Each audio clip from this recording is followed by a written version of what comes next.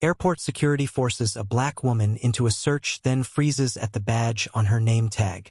They told her to step aside for a random screening. Funny how random always seemed to mean her. Agent Rena Carter didn't flinch until the guard reached for her hair. Rena Carter had flown over 300,000 miles in the last 18 months.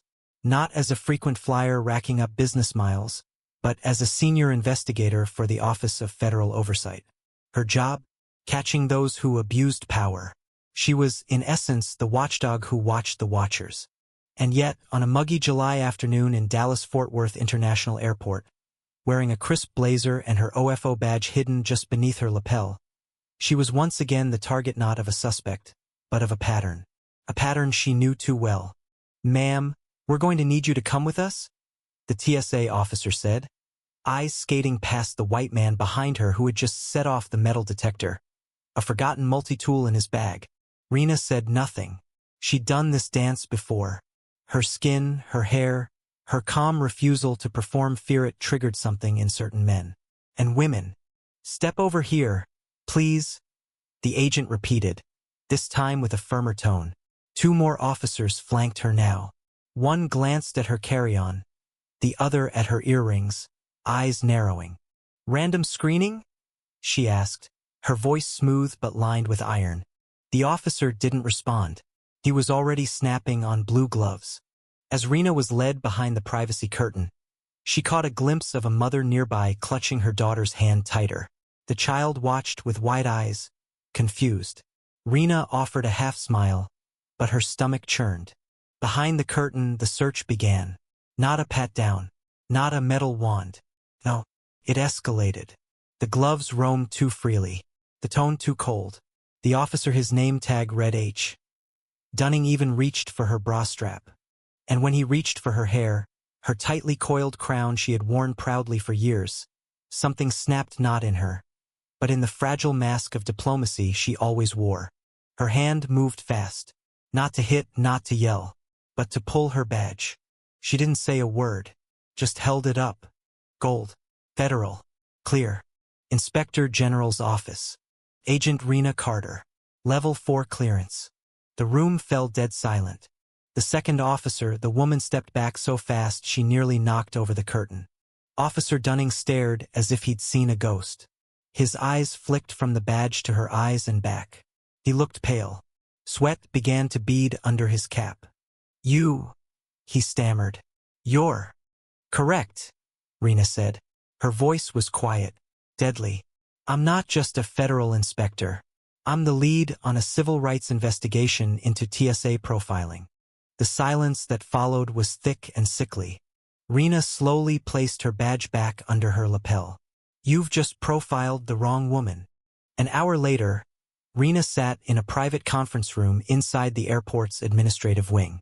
A flurry of apologies had tried to patch the incident, none of which she accepted. She wasn't interested in apologies. She was interested in the truth. Her fingers danced over the keys of her laptop, documenting every second of the encounter in a secure report. The footage was already being pulled. She'd requested the names of every officer who had been involved.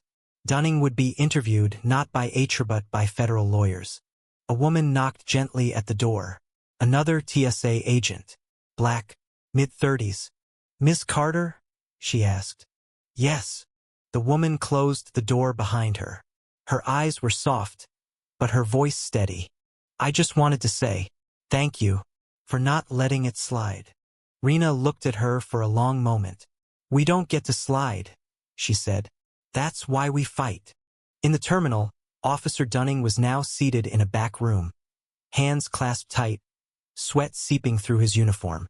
His supervisor stood behind him, jaw locked, arms crossed. "She baited me," Dunning muttered. "She knew." "No," the supervisor said flatly. "You did this. You saw a black woman and you assumed. She was quiet, so you pushed. Now she's going to push back with a legal team." "I didn't mean." "You meant exactly what you did." Back at her hotel that night, Rena removed her earrings and sat quietly by the window. She watched planes take off, people moving across the world. Lives in motion, stories unfolding. And for once, her story was not going to be silenced. She opened her notebook and wrote, "They will see me, all of me, not just my skin, not just my gender, but the authority I carry and the fire that forged it." She closed the book, exhaled, and let the silence settle. Tomorrow she'd return to Washington. But tonight, she'd sleep knowing she'd burned a hole in a system too long allowed to fester. The next morning, Rena arrived at the Washington, D.C. headquarters of the Office of Federal Oversight. The towering glass building stood like a silent judge over the nation's capital. She entered without a word, breezing past security who all knew her face by now and into the elevator. She didn't need coffee. She ran on something sharper: purpose. Her assistant, Javier, was already waiting outside her office door, holding a folder. "It's bad," he said without preamble. "I figured," Rena replied, unlocking her door.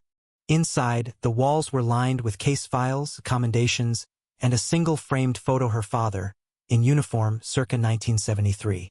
He had served as one of the first black supervisors in the Maryland Transit Police. He died with his badge still in his wallet. "Tell me," she said. Javier followed her in. Within 2 hours of the DFW incident hitting internal channels, "I got tipped." Dunning filed a countercomplaint. Rena raised an eyebrow but said nothing. "He's claiming you threatened him with your badge." Rena's laugh was short and sharp. "He was elbow deep in my underwire when I showed it." "I know. I'm just telling you what he said. And it gets better's being represented by the National Security Officers Union. They're spinning this into a case of entrapment." Her jaw tensed. "They want to make me the aggressor." Javier nodded. "That's not all. Someone leaked your ID. Conservative blogs are going wild. One headline reads, 'Black female fed abuses power for personal vendetta.' Another, 'This is what tyranny looks like.' They'll spin it any way they can," Rena muttered. "Yes, but there's more," Javier continued. "2 women contacted us this morning. Both black. Both claim they were inappropriately searched by Dunning in the last year. They never filed official complaints, but they're willing to speak." That made Rena pause. "Get statements," she said. "Anonymity protected. Get me everything. Timestamps, boarding passes, who else was working those days. We're not building a case anymore. We're building a pattern." Later that afternoon, Rena was summoned to a closed-door meeting with Deputy Director Langston. A man in his 60s with snow-white hair and an expression like cold steel, Langston didn't waste time. "Agent Carter," he said, motioning her to sit. She didn't. "I'm hearing a lot of noise," he continued. "Too much for a simple field incident." "It's not simple," Rena replied. "It's systemic." Langston's mouth twitched. "I don't disagree, but I have senators breathing down my neck. I've got pressure from DHS to de-escalate the narrative. You understand." "I understand perfectly, but I'm not interested in de-escalating racism." Langston sighed and leaned back. "You're damn good at what you do, but sometimes you have to know when to fold a hand to save the table." "I don't play games, sir." He looked at her for a long moment. Then he said something she didn't expect. "Your father mentored me," he said. "Back in '75 when I was green. Taught me how to keep my spine straight. He'd be proud of what you're doing." Rena's jaw tightened. That was the problem. Her father had taught people how to keep their spines straight. But even straight spines snapped under enough pressure. Langston continued, "So I'm telling you this. I won't pull the plug, but keep your case airtight. No missteps. No leaks. I can't shield you forever. You won't have to." The following days were a whirlwind. More women came forward, 4, then 6. All black. All harassed. All at Dallas-Fort Worth. Rena's team gathered records. They tracked down surveillance footage, time cards, audio logs. And what emerged was chilling. Officer Henry Dunning had randomly searched over 87 black women in 16 months. Of those, only 3 had set off any form of alarm or alert. The rest were pulled aside based solely on appearance and always alone, always vulnerable. He had filed 0 official complaints. No red flags. No oversight. He was, in essence, a predator in a government-issued uniform. And he had slipped through every crack. Until now. The trial hearing was scheduled within 3 weeks, a lightning-fast process, pushed by media attention and internal pressure. But Rena wasn't after punishment. Not really. She was after proof. On the day of the hearing, she stood outside the courtroom, staring into her reflection in the darkened glass. She saw her father's nose in her face, her mother's patience in her eyes, her people's fight in her blood. She adjusted her badge, walked in, and dropped a bomb. One by one, the women testified. Calm, dignified, precise. Dunning sat at the defense table, looking smaller by the minute. His lawyer tried to object repeatedly, but the judge, a woman of color herself, shut it down. Then came the footage. One video showed a woman being asked to remove her shoes after already passing the scanner. Another showed Dunning accidentally touching the waistband of a teenage girl's underwear. One showed him smiling as he separated a mother from her toddler. And then, Rena took the stand. She did not raise her voice. She did not accuse. She simply described. Profiling isn't about fear, she said. It's about power. Who you think deserves to feel safe and who you think deserves to be controlled. By the time she left the courtroom, the silence from the hallway was telling. The verdict would come later, but something deeper had already shifted. A crack in the foundation. And that was how revolutions began. Back in her office that night, she opened a letter. It was from one of the women who had testified. Handwritten. Short. It read, I never thought someone like me would be heard. You made them listen. Rena folded the letter and placed it beside her father's photo. Outside, Washington moved on. Business as usual. But inside her chest, something was alive. Not rage. Hope. A hard, unflinching, armor-plated hope. The days following the hearing were eerily quiet. No press conference. No internal memo. Just silence. Too much silence. Rena knew better than to mistake quiet for peace. She had been in this game too long. When institutions didn't scream in defense, it meant they were calculating. The verdict finally came on a humid Tuesday afternoon. Officer Dunning was terminated from the TSA, effective immediately. The report cited violations of procedural integrity and patterns of disproportionate targeting. No mention of racism. No mention of misconduct. Just bureaucratic smoke to mask a fire. Javier threw the file on her desk, disgusted. That's it? No public admission. No DOJ referral. They're trying to contain it, Rena replied. They think if they name it, it becomes real. But you proved it is real. I did, she said. But they didn't want that truth. They wanted quiet. He looked at her, searching. So what now? She leaned back in her chair, arms crossed. We make it loud again. The next day, Rena went rogue. Not recklessly, strategically. She sat down for an exclusive interview with a trusted journalist, Tanya Mireles, a sharp, black investigative reporter who had once uncovered racial bias in the parole board system. Rena didn't hold back. She detailed the profiling, the footage, the testimonies, the cover-ups. Tanya's piece aired 48 hours later on national television. Titled, The Search Within, One Inspector's Battle Against Airport Profiling. It exploded. Millions watched it. Hashtags spread. Activists called for a full audit of TSA procedures nationwide. Former TSA employees came forward anonymously, revealing years of ignored complaints. A coalition of civil rights groups demanded congressional hearings. Rena was no longer just an agent. She was a symbol. And that's when the real backlash began. Anonymous threats started showing up in her inbox. A letter cut out magazine letters like some cliché crime movie read, You made us the enemy. Now we return the favor. Her car was keyed outside her apartment. Her security clearance was temporarily suspended for review. And then came the ultimate betrayal. Someone leaked her personnel file. Private notes. A dated reprimand from a past supervisor, petty and long resolved. Even her psychiatric evaluation from a year ago after losing her mother used now as evidence that she might be emotionally unfit. The implication was clear. Discredit her. Disarm her. Destroy her from the inside. Langston summoned her again. This time his tone was colder. "Do you know what you've done?" he asked. "I told the truth," she said. "You brought fire to an agency soaked in gasoline. Maybe it's time it burned." He leaned forward. "You're not invincible, Carter. You've made powerful enemies. They want your badge, your name, your silence. They can't have any of it." He paused. Then he said quietly, "You're not the first to try this, but you might be the first with a shot at lasting change. If you want to survive it, play it smart." She didn't sleep much that night. Old doubts clawed at her. The weight of a system older than her father. Older than truth. She looked out at the dark skyline, the Capitol lit like a hollow monument. Then her phone buzzed.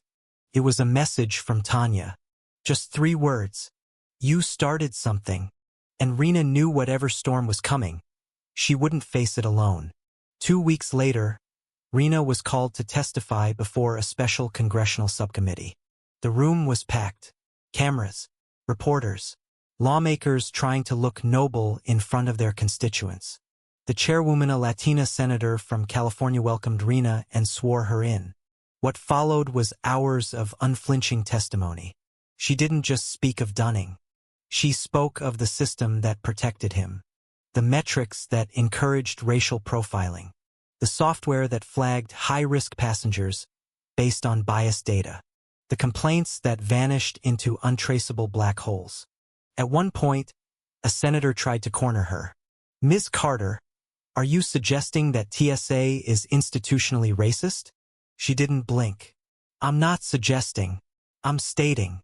A hush fell over the room. "That's a serious accusation," he said. "No, it's a serious reality. I've lived it. I've investigated it. And I have the files to prove it." When the hearing concluded, Rena stepped outside into a wall of flashing cameras. One reporter yelled, "Are you afraid for your job?" She stopped, looked directly at the lens, and said, "I'm afraid for the women who never get to speak." Then she walked away. What came next wasn't dramatic. It was gradual, strategic, like tectonic plates shifting. Several airports began retraining programs. An internal TSA task force was created. Congress proposed a Transparency in Screening Act, mandating annual reporting on racial disparities in security screenings. And Dunning? Last anyone heard, he tried to file a wrongful termination lawsuit. It was dismissed. Turns out, when the government actually wants to fight back, it can fight hard. But that wasn't what mattered most to Rena. What mattered was the email she received from a woman in Atlanta.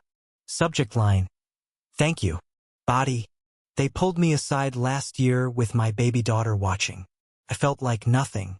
Today I saw you, and now I feel seen." One night, alone in her office, Rena opened a bottle of wine gifted to her by a civil rights attorney. She poured 1 glass. Then she pulled out her old notebook, the same one she'd written in after Dunning's search. She turned to a fresh page and wrote, "We can't stop the storm, but we can teach others how to stand in it." She underlined it, closed the book, and smiled. 3 months later, Rena stood at Gate 12 of JFK Airport, watching a sea of passengers move through the updated screening process. This terminal was now part of a pilot program she had helped draft: anonymous ID scanning, AI-assisted profiling audits, and a human rights observer stationed at all secondary inspection points. It wasn't perfect, but it was progress. As a young black woman stepped up to security with her carry-on, the TSA agent, a tall, burly white man, glanced at her ID, then smiled warmly. "Have a great flight, ma'am," he said, waving her through without a hint of suspicion. Rena exhaled, slowly. Small wins. She walked to a nearby observation post and met with her new team: 2 attorneys, a civil rights consultant, and a former TSA officer who had left after reporting internal misconduct. Her team, They called themselves ClearPath, an independent body auditing TSA behavior and advocating for policy reform nationwide. Rena had resigned from the federal office 2 months earlier, not in defeat, but to lead a movement that didn't answer to politics or bureaucracy, a movement that answered only to truth. That night, Rena was a guest speaker at Howard University School of Law. She stood in front of a packed auditorium, students, faculty, activists all eager to hear how she had turned a routine airport pat-down into a national reckoning. But she didn't tell them about the press, or the hearings, or the bills. She told them about a woman named Cheryl from Louisiana, a schoolteacher who hadn't flown since 2016, after a TSA officer told her she looked suspicious and pulled her into a room for 40 minutes missing her father's funeral. Cheryl had seen Rena on television. She'd cried, and this year, for the first time in nearly a decade, she booked a flight. To heal, she wrote, I needed to believe we were worth protecting. That, Rena told the students, was the real victory. Justice, she said, isn't always a gavel or a headline. Sometimes, it's a teacher buying a ticket without fear. She paused. Sometimes it's just walking through a metal detector and not being treated like a suspect. After the talk, a student approached her with tears in her eyes. My dad's a TSA officer, the girl said. He told me he was ashamed after your case, ashamed of what he looked away from. He said watching you made him remember why he joined. Rena placed a hand gently on the girl's shoulder. Tell him it's not too late, she said. That winter, things changed. The Department of Homeland Security, under immense public and legislative pressure, launched the Equity Oversight Initiative, requiring third-party investigations of racial complaints. Airports in Atlanta, Chicago, Seattle, and Dallas adopted reforms based on ClearPath's protocols. An internal memo leaked showing that black women were previously 3.7 times more likely to be pulled aside for random checks, a statistic that dropped by 58% in the months after the reforms. Rena didn't celebrate. She noted. She adjusted. She pushed forward. One policy at a time. One airport at a time. But not everyone was thrilled.